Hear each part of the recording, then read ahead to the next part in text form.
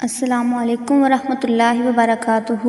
جی تو ناظرین، میں ہوں آپ کی ہوسٹ کنول شیخ اور آپ دیکھ رہے ہیں افواہ یوٹیوب آفیشیل، اور میں لے کر آئی ہوں افواہ کے زیر اہتمام جاری تحریری مقابلے میں شامل ایک نئے افسانچے کا وائس اوور۔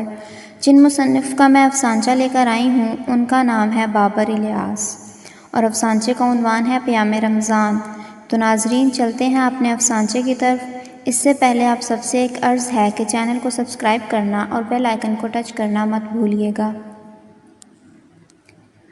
گزشتہ شام فیصل تھک ہار کر واپس آیا ہوا تھا تو کچھ دیر آرام کرنے کی غرض سے آنکھیں بند کر کے صوفے سے ٹیک لگا لی۔ فیصل من میں باتیں کرتے ہوئے سوچ رہا تھا کہ زندگی کتنی عجیب ہے، خواہشات کا سفر کتنا طویل ہے۔ انسان اپنے مقام سے گر کر اپنے ہی خالق حقیقی کی نافرمانی کرتا ہے۔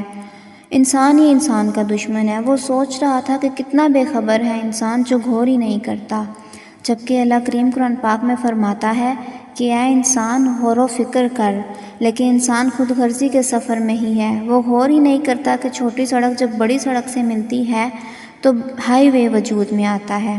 چھوٹی سڑک اپنا مقام کھو دیتی ہے۔ نہر جب دریا سے ملتی ہے تو اپنا وجود کھو دیتی ہے۔ دریا سمندر سے ملتا ہے تو اپنا مقام کھو دیتا ہے، اور انسان ہے کہ خالق کائنات کے قانون کے خلاف سفر کرتا ہے۔ ابھی دل سے یہ باتیں جاری تھی کہ فیصل کی امی جان نے آواز دی، پتر رمضان آ رہا ہے، نیکی کا سمندر بہنے والا ہے، تیاری کر لو، گھر میں راشن وغیرہ لے آؤ۔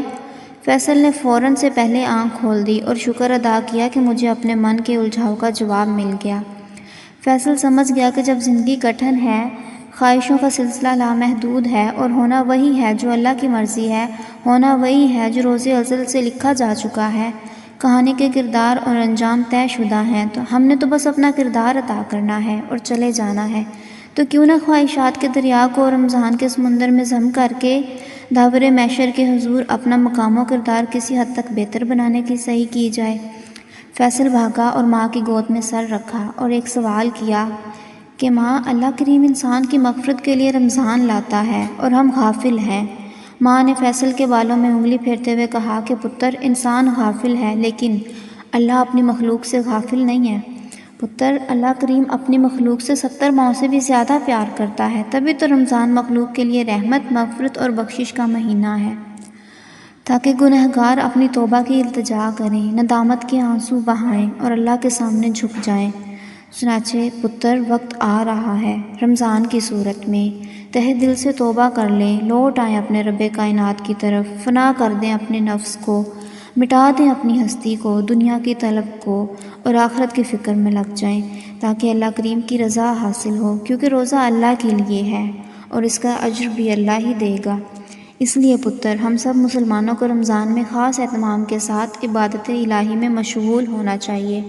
پتہ ہے پتر، اگلا سال ہماری زندگی میں دوبارہ آئے یا نہ آئے،